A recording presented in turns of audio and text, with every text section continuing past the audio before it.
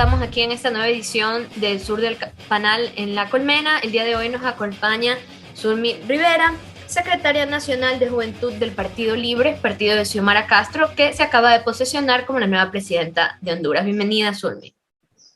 Hola, ¿cómo estás, Ana Belén? Un placer estar compartiendo contigo y con todas las personas que siguen sus programas a través de las diferentes redes sociales. Es un gusto poder compartir el proceso que acabamos de llevar a cabo nosotros en las elecciones pasadas del 28 de noviembre y, por supuesto, también construir esos lazos que nos unen como pueblos hermanos que luchamos por las liberaciones de nuestras patrias.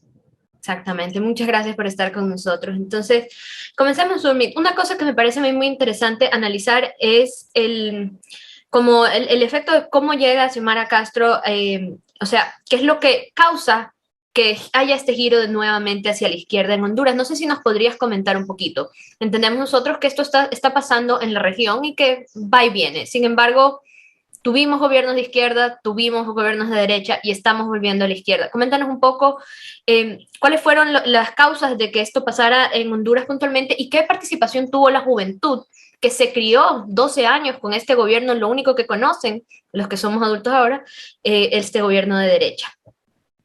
Ok, mira, realmente el proceso que hemos tenido en el país es un cúmulo de cosas, ¿no? 200 años de bipartidismo que se estuvieron cambiando la pelota entre el Partido Liberal y el Partido Nacional, que eso es lo que tuvimos por esa cantidad de tiempo, 200 años, y no, perdón, 100 años, 100 años de bipartidismo. Eh, realmente el tema ha sido producto de una consecución de hechos, ¿verdad? Tuvimos épocas de dictaduras militares,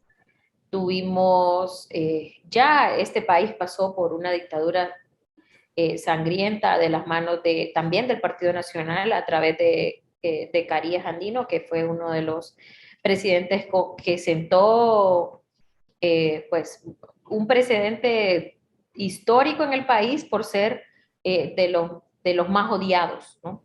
Y eso es como historia. Sin embargo, una vez nosotros nos enfrentamos a las armas para el golpe de Estado del 2009 contra el presidente Zelaya, marca un hito histórico donde se rompe o donde se hace una profunda división entre el antes y el después de la Honduras, porque hemos venido de las luchas históricas del movimiento social, de las luchas contra la bananera, de las luchas contra el cariato, que es la que te estoy mencionando, pero en 2009, que ya también son otras condiciones mundiales, por así decirlo, el tema de la información, el tema tecnológico, impacta todo esto en cómo esta generación, que eran unos niños, que éramos unas niñas, asume el tema del golpe de Estado y cómo también hay un cambio de paradigma y justamente formas de pensar en la población después del golpe de Estado. Y esto tiene que ver por la forma en la que el gobierno en ese momento del Poder Ciudadano, el presidente Zelaya, decidió como política de Estado ayudar a la gente que más necesitaba. Quienes tenían los beneficios estatales eran la gente, no las grandes corporaciones, no los grandes empresarios. Entonces era como el juego, ¿no? Uh-huh. Zelaya responde a la gente. Zelaya tiene sus políticas para bajar el precio del combustible, para buscar nuevas oportunidades, para que la gente pueda comprar su gasolina más barata, bajo los precios de la energía. Entonces, son cosas que ayudaban en el desarrollo de la vida de las personas. Se tuvo un crecimiento económico muy importante en el país, se redujo la deuda externa, ¿verdad? Entonces, veníamos de un gobierno bien, donde la gente se sentía atendida, donde la gente se sentía cómoda, pero no le gustó a las élites de este país. Quienes estaban incómodos eran a los dueños que por años estaban coludidos y que estaban de acuerdo en manejar el país a su conveniencia. Entonces, esto tocó importantes, pues, importantes empresas, importantes decisiones, importantes políticos. Todo esto tiene que ver también con este tema de cómo Estados Unidos nos ve en relación a su política exterior, ¿no? Entonces se da un golpe de Estado contra el presidente Zelaya, que fue pues respaldado por las élites políticas, por la burguesía nacional, por la embajada americana estadounidense en nuestro país, por los militares y por los enemigos del pueblo, de la clase política, ¿no? Que ellos ejecutaron el golpe de Estado contra el pueblo porque creyeron que nosotros y nosotras, a pesar de tener una historia de ser un país muy pacífico, somos un país que tenemos memoria. Y realmente no hemos ido a ninguna guerra, ¿verdad? Más que una que se inventaron, la guerra del fútbol del 69 contra nuestros hermanos salvadoreños, que también fue un invento, ¿verdad? Para meternos en una crisis que no existía. Sin embargo, Honduras ha sido un pueblo pacífico que ha definido las urnas como su forma de cambiar de ruta el país. Entonces, venimos de esa historia, ¿no? Tenemos 12 años de dictadura después del golpe de Estado. Se rompió la Carta Magna y después de eso todos los hechos subsiguientes pues han sido de violentar los derechos de las personas, violentar el derecho a la vida de los hondureños y las hondureñas.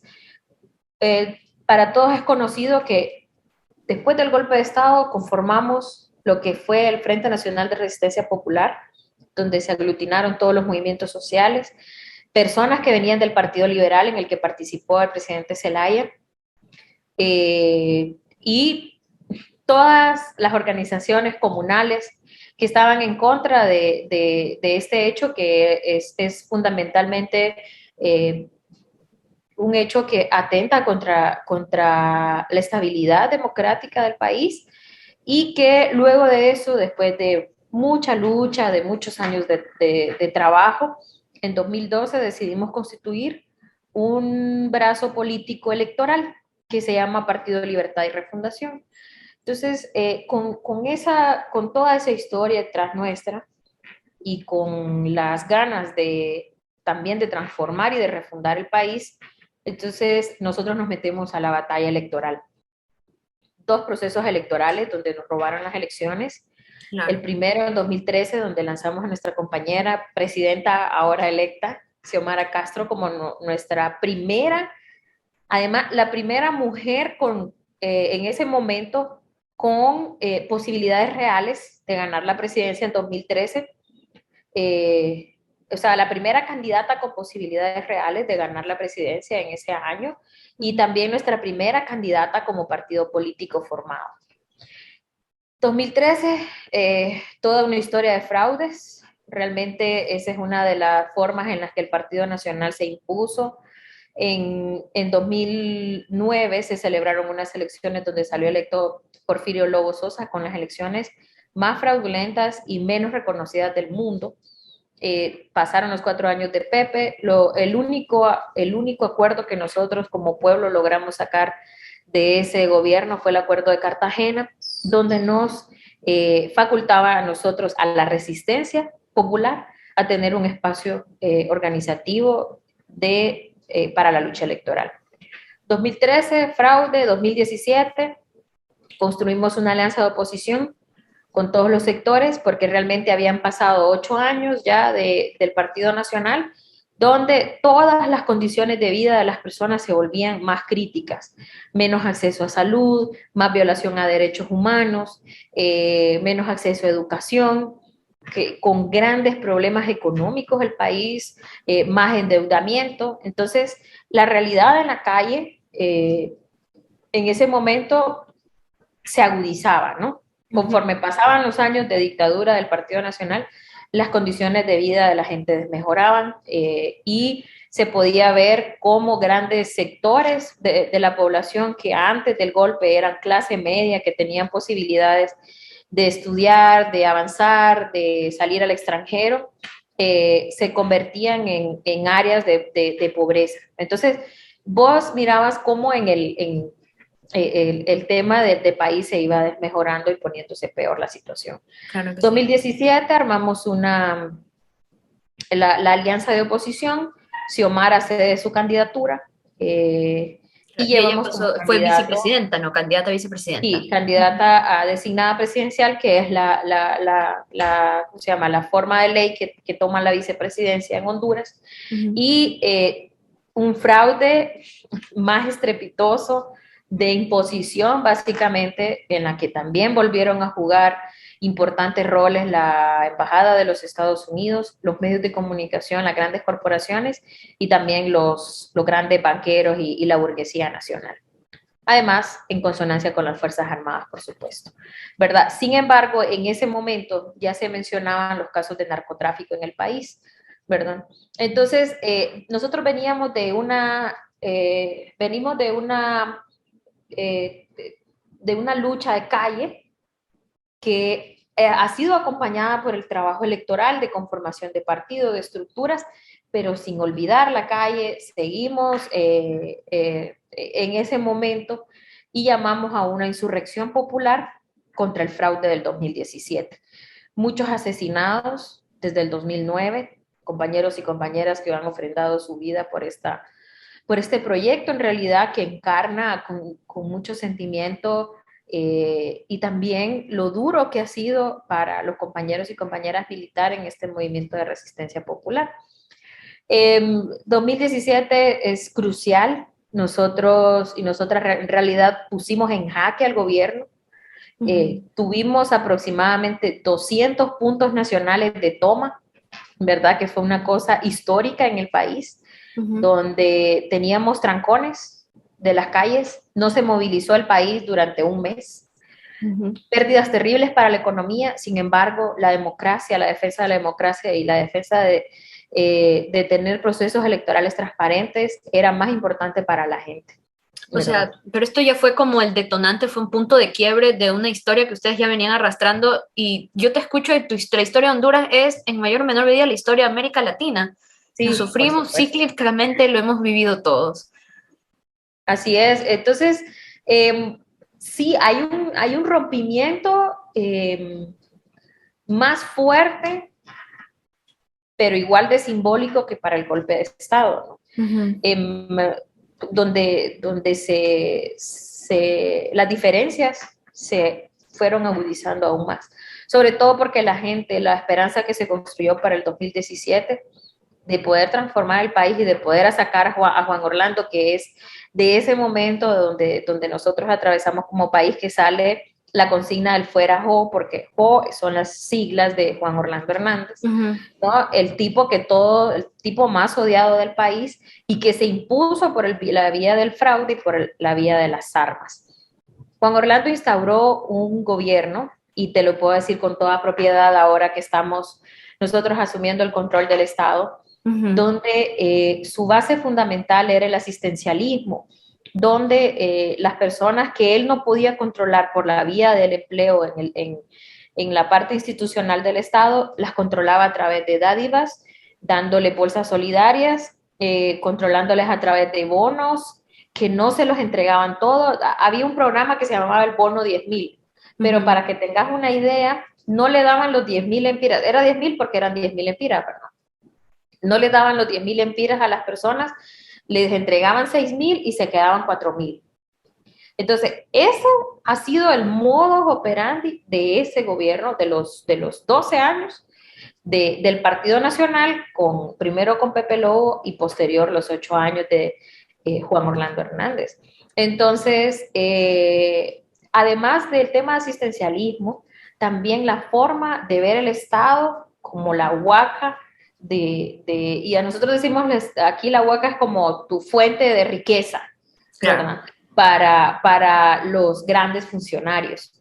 Y además, comprometer los presupuestos estatales de las instituciones a tal grado que tu capacidad de hacer es reducida al 0,96%, como es el caso en el INJ, que es donde yo estoy actualmente como encargada del tema de juventudes para el Estado, ¿verdad? Ujú. Entonces, esa es la realidad de una forma. Además, te voy a decir que es algo muy triste, que es el tema cultural, de cómo estas prácticas, ¿verdad? Porque vos sabés que el funcionario de una u otra forma es tu referente moral, ético, de cómo se hacen las cosas para el país. Sin embargo, estos tipos sirvieron de lo que no debes hacer, de lo que es amoral, ¿verdad? En una sociedad, que es ser corrupto, robar de tu casa, que son como ejemplos muy, muy sencillos, que Ujú. si tu mamá te da para ir a comprar tomates a la pulpería, te quedes con el cambio. Entonces, esas cosas son las que culturalmente ellos colocaron como idea predominante en el país. Ujú. Y es un gran trabajo porque tenés que hacer trabajo de deconstrucción de la cultura misma, del individualismo, O sea, claro, ustedes tienen o sea, es una gran tarea claro, realmente. ustedes tienen la inmensa tarea de revertir este cambio que es de haber perdido la cultura en temas de honestidad, en temas de este tipo de cosas, que es una problemática que, claro, va a ser un problema. Te pregunto, ¿consideras tú que la pandemia ha profundizado? Porque tú me dices, hay un tema de corrupción, se disminuyeron la salud, la educación. O sea, el rato que ya el Estado no podía operar encima, les pega la pandemia. ¿Consideras tú que la pandemia incidió en este hartazgo de la gente? Para el tema ya cuando se fueron a las elecciones. Completamente, mira, fue como la gota que derramó el vaso, ¿verdad? El Claro. tema de la pandemia y su administración. Eso no, o sea, surgieron cosas que en la cabeza de nadie pasaría si estás, bueno, aunque sí, en la cabeza de la derecha de Latinoamérica pasaría a ser, porque realmente les interesa más el bienestar de quienes están gobernando sobre el bienestar de las personas, ¿no? Claro. Y como tú dices, es la historia repetitiva de América Latina, con sus bemoles, por supuesto. Claro. Aquí, con el tema de la pandemia, Ana Belén, te quiero comentar que se hicieron compras absurdas de cosas que nunca funcionaron, como por ejemplo los hospitales móviles, que es una historia que aquí cualquier persona que te encuentres de Honduras y que haya estado en ese momento de pandemia te puede contar, y que es una de las cosas que fue el borde del cinismo, o sea, llegar al límite del cinismo, pues hacer una factura falsa. Se le dio seguimiento a la supuesta empresa que vendió los hospitales móviles, ¿verdad? Ujú. Y los hospitales móviles vinieron unos contenedores de chatarra que están en un estacionamiento donde no se están usando para atender a la población. A eso agregarle el tema de que la capacidad del sistema de salud del país no te permitía ni siquiera darle a las personas el tratamiento básico para el COVID. Entonces, muchos hermanos y hermanas fallecieron en su intento de, eh, de ir a un hospital y recuperarse por el tema de COVID. Claro, y De esta hecho, indignación son había, muertes había prevenibles, sin duda. incluso, o sea, una cosa terrible, mira, había gente que moría fuera de los hospitales por falta de atención médica, de una neumonía, donde no había capacidad hospitalaria para atenderles. Hay una historia de una carpa que colocaron fuera del hospital escuela, que es el hospital de acá de Tegucigalpa, el hospital más grande de Tegucigalpa. Y colocaron una carpa para hacer como una prehospitalización de los enfermos de COVID. Y hay un video que es desgarrador, o sea, esa etapa fue como la primera etapa, ¿no? Del COVID, Ujú. donde no teníamos idea de cómo poder tratar, porque no sabíamos cómo, o sea, el COVID en cada uno de los cuerpos actuaba de forma distinta, te daba reacciones diferenciadas. Entonces, todavía estábamos como mundo en general ubicándonos Claro. al contexto de COVID y cómo médicamente tratarlo, ¿no? Entonces, pusieron esa carpa y hay un video que se escucha cómo la gente llora, o sea, grita porque al par de las personas que estaban esperando con oxígeno acá, tenías que compartir el oxígeno, un chimbo de oxígeno, se lo ponían a dos personas, ¿verdad? En esa carpa. Y la gente lloraba, o sea, gritaba pidiendo auxilio. Es uno de los videos más desgarradores y creo que es algo que no va a salir tan fácil de la memoria de este pueblo, porque realmente nos trataron muy mal, desviaban los fondos para otras cosas y no para el tema de la pandemia. Y encima de eso, ya teníamos una historia con pastillas que no estaban hechas de medicamentos, o sea, las pastillas de harina.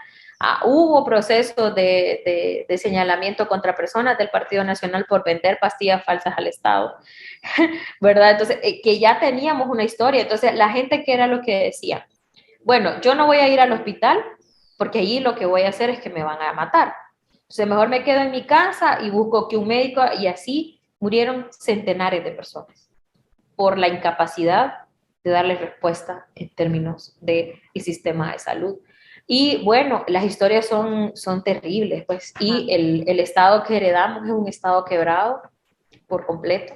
La pandemia sirvió también además para visibilizar la pobreza y la miseria en la que nos han tenido sometidos, porque el hecho de que las personas también no pudieran o decidieran quedarse en casa era porque sabían que al hospital ibas a hacer fila y que no te iban a atender por falta de camas, ¿verdad? Porque estábamos en pleno pico de la pandemia sin capacidad hospitalaria para darle tratamiento a todas y a todas las personas. Entonces, realmente han sido días muy duros para Honduras, han sido días muy grises, donde realmente el sistema neoliberal, que es el que se ha reproducido en el país, ya dejó de ser una opción para Honduras.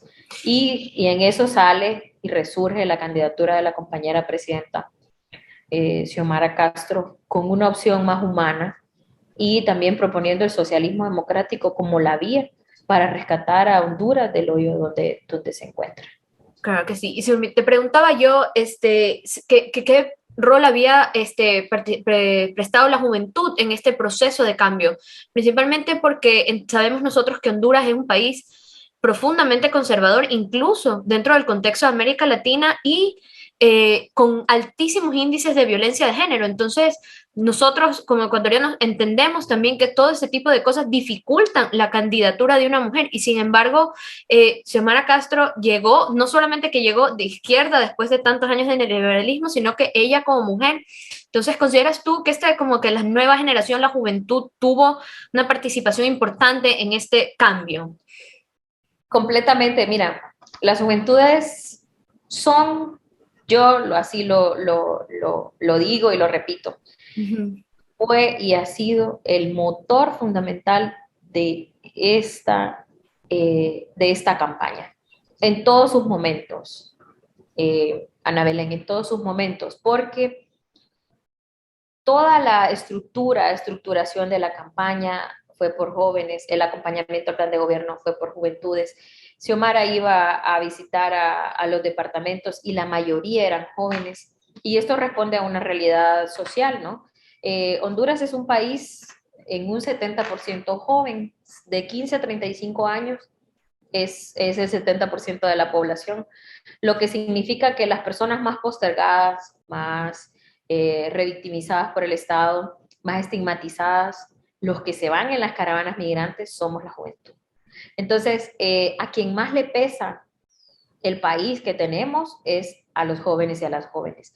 Y es bien interesante cómo la juventud de este país se planteó un nuevo en su decisión individual, porque sí, nosotros tenemos una estructura de juventud del partido donde trabajamos con los compañeros y compañeras que están en los diferentes municipios, en las diferentes aldeas, pero la masa no organizada llegó el 28 de noviembre a respaldar a Xiomara como la candidata que debía ser o que tenía su confianza. Eso es una cosa sumamente histórica. Número uno, por lo que tú mencionabas, para las mujeres es súper difícil avanzar en política, te están callando, tenés que irrumpir y gritar, te dicen loca, que sos la mujer de A, de B y que por eso estás avanzando. Sin embargo, Xiomara ha roto todas esas paredes. No te voy a decir que ha sido fácil porque tuvimos campañas sucias horribles. O sea, el último mes de campaña se dedicaron a atacar a la compañera por ser mujer. Claro. Entonces, eso era violencia política sin precedentes y sin ningún tipo de tapujos, pues, o sea, nos colgaban mantas con Xiomara con cuchillos, matando niños por el tema del aborto, que son las campañas tradicionales que se levantan en América Latina. Todo ya lo habíamos visto en otras campañas en América Latina nosotros. Nos atacaban por el tema de las PAE, por el derecho de las mujeres, ¿no? A decidir. Nos atacaban por el tema de que Xiomara es la esposa de Mel, y Mel es el que va a gobernar porque ella es una ama de casa. Entonces, o sea, violencia política que realmente reflejaba, uno, el nivel de desesperación que tenían ellos, estando en el gobierno y no poder ganar ni un mes, ni una sola encuesta. Todas las encuestas las ganó consecutivamente la presidenta.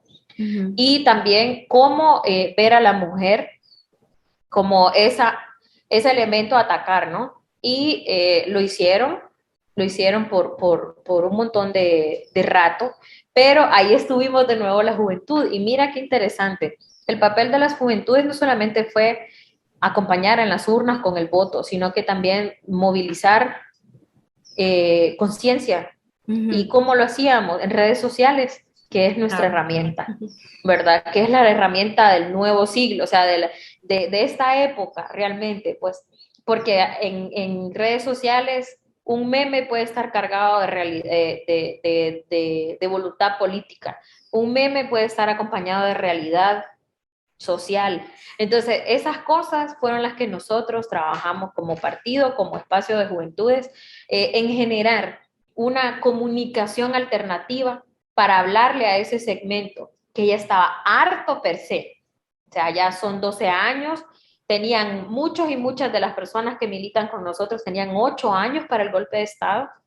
Eran unos niños y unas niñas, pero realmente no habían visto otra cosa que no fuera dictadura, que no fuera mamá llorando porque no puede pagar la energía, porque no puede darnos comida. Entonces, realmente la conciencia se movilizó alrededor de la realidad y también de una propuesta política que era cambiar lo que sea necesario que deba ser cambiado. Entonces, realmente ha sido una experiencia única el hecho de que este país conservador tenga su primera mujer presidenta. Es histórico que Xiomara sea la presidenta de los últimos, o sea, el candidato o la candidata con más respaldo popular de la historia del país es ella, ¿verdad? Entonces ella ha ido rompiendo, o sea, ha roto paradigmas que es digno de analizar, de escribir y de contar, ¿no? Porque realmente lo que Xiomara logró en este país es icónico, sin duda es un hito sin precedentes. Sí, sin duda es doblemente histórico para Honduras y es doblemente histórico para la región. La mayoría de los países latinoamericanos no han tenido todavía su primera presidenta mujer. Eso nos incluye a nosotros. Entonces sí, realmente es un hito histórico. Entonces, bueno, y conversemos un poco sobre la crisis de lo que pasó en la asamblea de ustedes en el Parlamento. Sí, claro. ¿Había alguna idea? ¿Se sabía? ¿Se sentía alguna? ¿O esto salió de la nada? Porque, bueno, no sorprende nunca que los poderes fácticos y quienes han estado en el poder toda la vida no vayan a soltar el poder de forma fácil. Difícilmente ellos iban a decirle a Xiomara Castro, sabe que tiene razón, aquí tiene. Pero había algún indicio de que esto iba a pasar y ¿cómo estamos ahorita? Porque entiendo yo que se posesionaron paralelamente Luis Redondo y Jorge Cálix y sin embargo eventualmente llegar a un punto de quiebra donde uno de los dos tendrá que quedarse. Entonces, desde la posesión de Xiomara, ¿cómo está la situación en Honduras en este momento con el Parlamento? Mira, el mandato del pueblo fue claro en las urnas.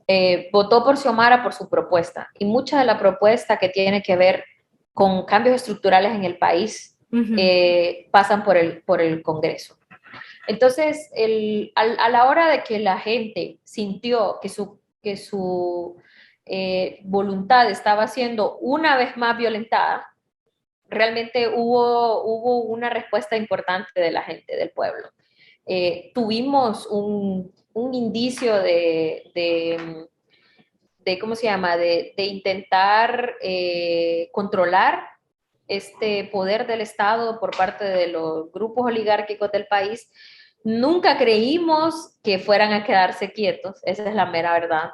Claro. Vos sabés que a veces la contrarrevolución viene incluso desde adentro, y es así como los compañeros o estos diputados disidentes salen y por instrucciones nosotros conocemos, ¿verdad? Por instrucciones oligárquicas de este país, hacen o generan un punto de quiebra al interno de nuestra bancada. Eso no es perdonado por la gente y podrán pasar estos 4 años de estos diputados y estas diputadas en el Congreso, pero la gente, hay algo que nosotros hemos aprendido y es a militar con memoria histórica sobre lo que pasa. Lo primero es que la presidenta convoca una reunión de su bancada. O sea, o sea, los primeros soldados firmes de la batalla son con quienes has transitado la lucha. Entonces, ellos deciden no acompañar a la presidenta, siendo además una convocatoria de partido. Yo creo que ahí es donde se visibiliza el quiebre, la ruptura al interno de la bancada del partido.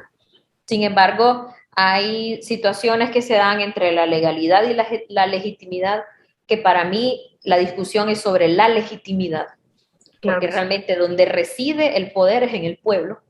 Entonces, empieza una serie de situaciones en el país que nos llevan a instalar un congreso donde habían bancadas de partidos completas que no estaban participando en ella. Eso no lo hace menos legal, porque la instalación del Congreso se llevó en tiempo, forma y con respecto a lo que la ley manda. Entonces, quedando el presidente Luis Redondo como encargado de este órgano, y que además una persona en la que tenía la presidenta plena confianza y con la que se había acordado, y nosotros y nosotras en este partido hemos aprendido que los acuerdos por la gobernabilidad y la democracia se cumplen a toda costa.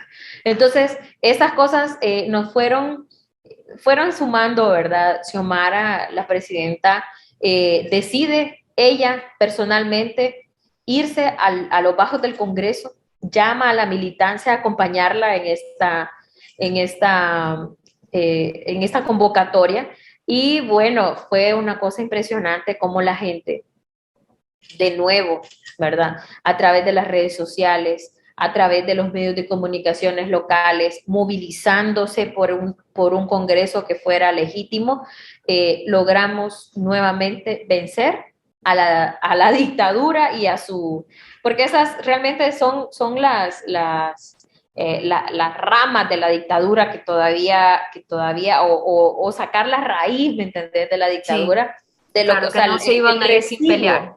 Claro, o sea, todavía se negaban a morir, por así decirlo. Entonces, utilizan esa herramienta, utilizan lamentablemente a compañeros propios del partido, pero lo importante fue visibilizar lo que estaba pasando, que la gente conociera, no mentirle al pueblo. Ha sido una máxima en el partido siempre, porque la gente necesita saber, necesita conocer cómo es que se está manejando A o B situación.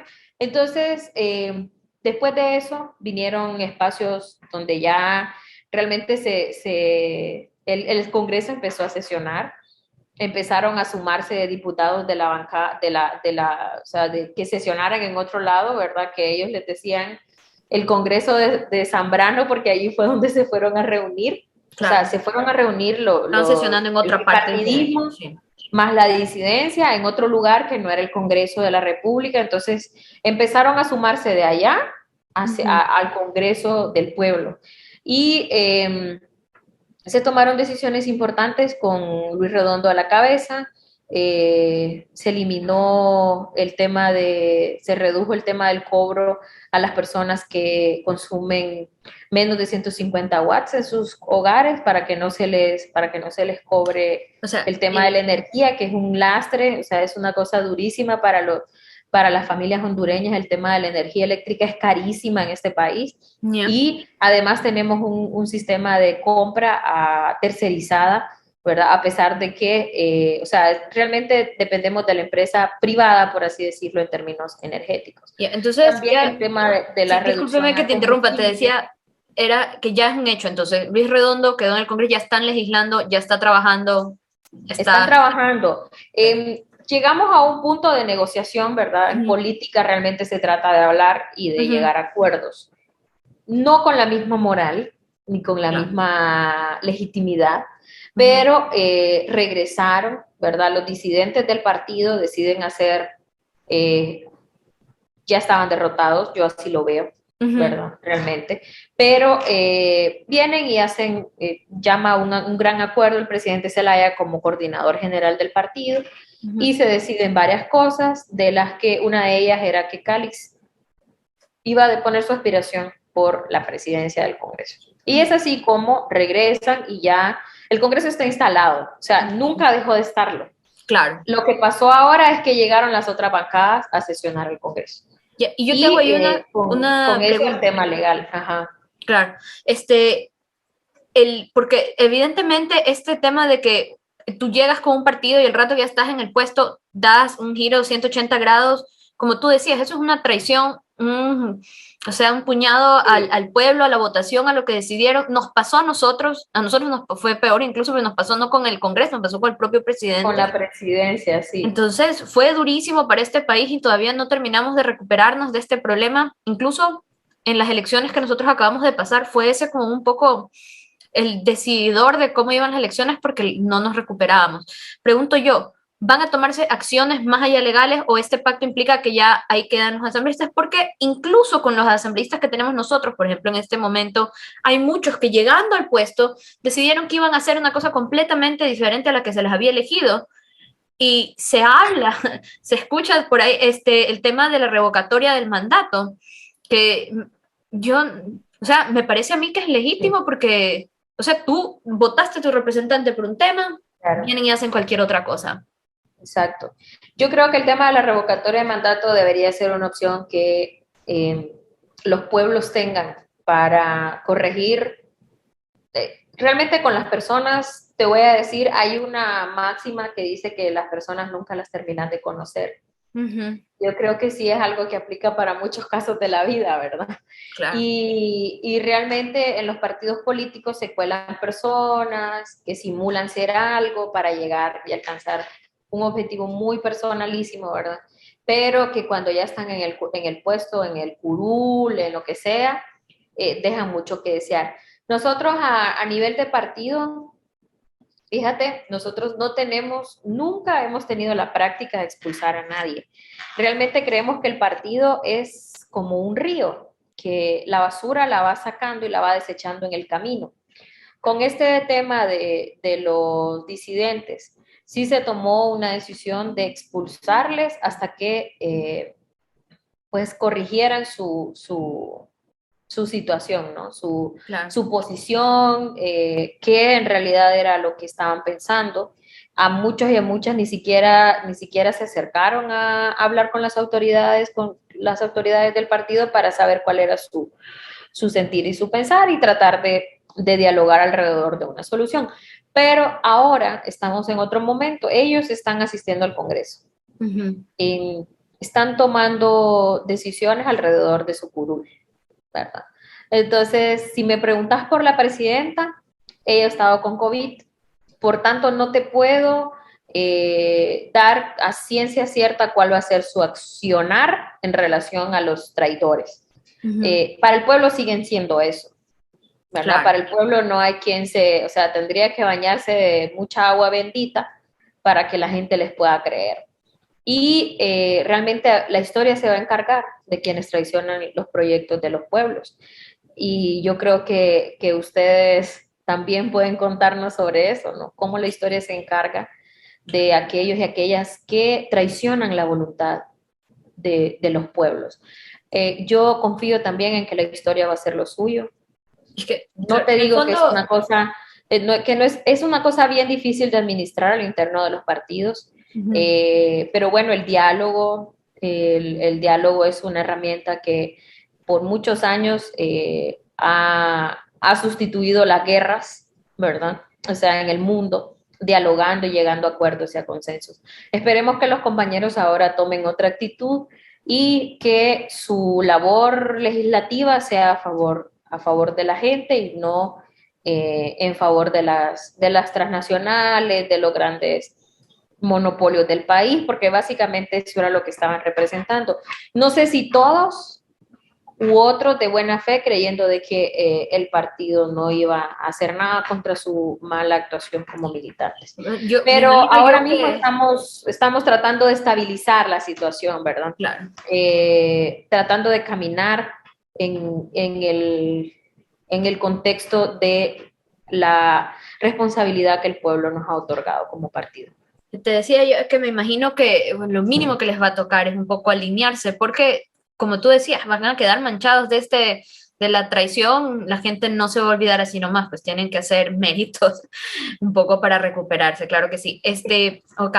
Y bueno, ya un poco para ir cerrando, Sunmi, conversábamos que a la presidenta Castro le tiene ya una batalla cuesta arriba terrible con las problemáticas de Honduras. ¿Están ya ustedes en el cargo? ¿Cuánto? No llevan, sino que serán 20 días en el cargo ya 18 días posicionados. para ser 18 exacta. días. Sí. Sí. 18 días en el cargo en temas de gobierno es casi nada, recién se están empapando de los temas, pero ¿cómo ven la situación de cómo, o sea, una cosa es con guitarra, otra con violín, una cosa es saber cómo ves el país, otra cosa es saber ya desde el puesto cómo les entregan el país y cuáles son los planes de la presidenta ya sobre la marcha, sobre la jugada para el tema, ustedes tienen problemática de la violencia, el tema de la deuda externa y el tema, bueno, en general también de la inseguridad, me refiero con violencia, pero también hay un tema de violencia de género muy profundo en Honduras. Entonces, ¿cómo va a ser la presidenta? ¿Cuáles son los planes? Cuéntanos un poquito. Bueno, ahorita mira, nosotros siempre hemos creído que este gobierno es la transición de la dictadura a la democracia. Uh -huh. Y en ese sentido necesitamos estabilizar nuestras instituciones, nuestra institucionalidad. Necesitamos también estabilizar el país para que venga más inversión o mayor inversión para generar empleos, que básicamente esa es la demanda que más se siente en la población, ¿verdad? El tema económico golpea mucho a las familias. Hemos encontrado, yo te lo mencionaba hace ratito, un estado completamente saqueado, un presupuesto que es falaz, o sea, una mentira de presupuesto.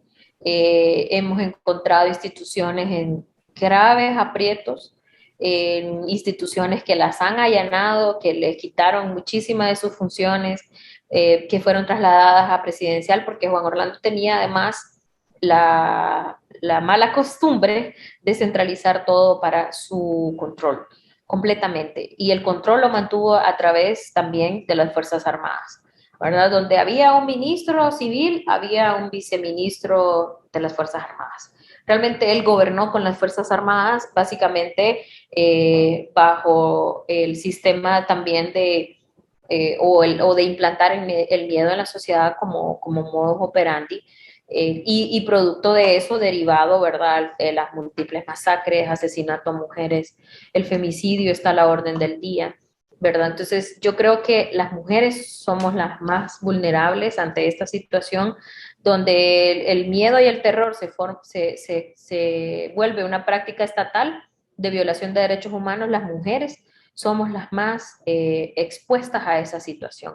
Entonces, eso es por un lado, bueno, por cierto, comentarte que ayer llegó la solicitud de extradición de Juan Orlando Hernández, Sí, claro. ¿verdad? Estados Unidos por Que drogas. eso ha sido, es como decirlo, se lo dijimos, o sea, el pueblo Claro. lo sabía, se lo repetimos cientos de veces en campaña y no era porque nosotros, ay, qué barbaridad que ustedes solo querían llegar al Estado, no, es que es Pero, cierto.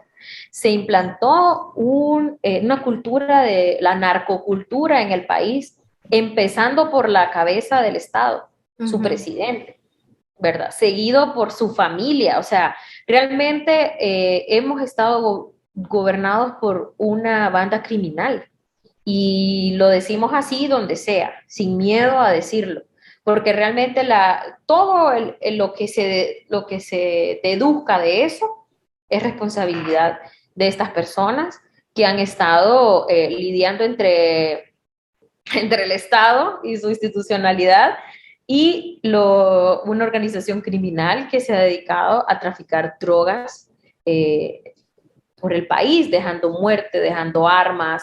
O sea, realmente una cosa muy triste lo que le ha tocado vivir a Honduras en los últimos 12 años, donde los principales políticos han sido acusados de, Claro. de llevar el tema de drogas a Estados Unidos. Okay. Que Como eso es todo, justamente el pedido que están haciendo, sí, ¿verdad? como todo país latinoamericano, nada cala hasta que te lo dicen los americanos, o sea, Hasta que, exacto. hasta que te lo Entonces, dice Estados también eso, Unidos.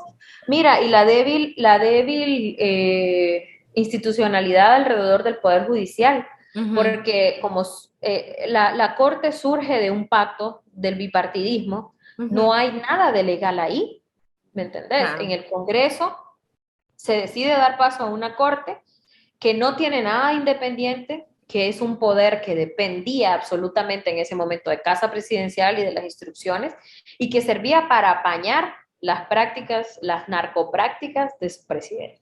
Entonces, ese es el estado que hemos tenido y esa es la cultura que se ha reproducido y que se ha enseñado a nuestros niños y a nuestras niñas. Una cosa sumamente lamentable. ¿Qué vamos a hacer ahora? Xiomar está planteando cosas en favor de la gente. Yo te mencionaba reducir el precio de los combustibles, que ya el lunes pasado, ayer, ya empezó a correr el nuevo precio de los combustibles, se bajó el precio y se congeló el precio del gas LPG, que es el gas para cocina, también el tema de la energía. O sea, realmente, y lo mencionan los muchachos en Twitter, cuando mencionan y dicen, bueno, Xiomara llegó hace 17 días, ayer lo leían, y ha hecho más en 12 años que el Partido Nacional en estos 17 días. Entonces, realmente debemos conducir el país hacia estabilizarlo económicamente. La deuda externa es una cosa muy preocupante. Déjame Claro. decirte lo que cuando el presidente Zelaya salió de puesto en 2009, cuando le dieron el golpe de Estado, él realmente dejó la deuda externa en 3.000 millones de Ujú. dólares. Hoy está 4 veces eso. Y ni siquiera un Cuatro bordillo de veces. vereda seguramente han hecho. Y una crisis impresionante. Nosotros reconocemos en los organismos internacionales una capacidad de mentir respecto a dónde invierten el dinero que se presta al país. Eso lo hemos dicho en reuniones al BID, a los organismos internacionales. ¿Cómo es posible que hayan sido cómplices de esto, de lo que estaba pasando? ¿Verdad? Entonces, el Fondo Monetario Internacional, ya conocemos la historia, ¿verdad? Todos. Que realmente lo que hacen es profundizar el sistema neoliberal en los países de dependencia y de generar una práctica de imposición a través de lo que ellos piden como requisito para que vos puedas participar en sus préstamos, ¿no? Y que son realmente una cosa terrible. Y ese es el país que tenemos ahora mismo. El reto es grandísimo, pero la voluntad y la ganas de salir adelante de la población, de los hondureños y las hondureñas, es la que sostiene, número uno, la legitimidad de nuestra presidenta, porque creo que es la persona con mayor capacidad de nuclear en este momento en el país. Si Ujú. Xiomara sale y convoca a una Asamblea Nacional Constituyente, la gente de inmediato la va a respaldar. Entonces, ella tiene una legitimidad impresionante y es la única persona en este momento que puede hacerlo por mandato popular, pero además porque con sus acciones se ha ganado el respaldo incluso de aquellos y aquellas que no votaron por ella. Perfecto. Muchísimas gracias, Suemi. Dice que 30 minutos y vamos a conversar, vamos a una hora. Bueno, te agradezco muchísimo.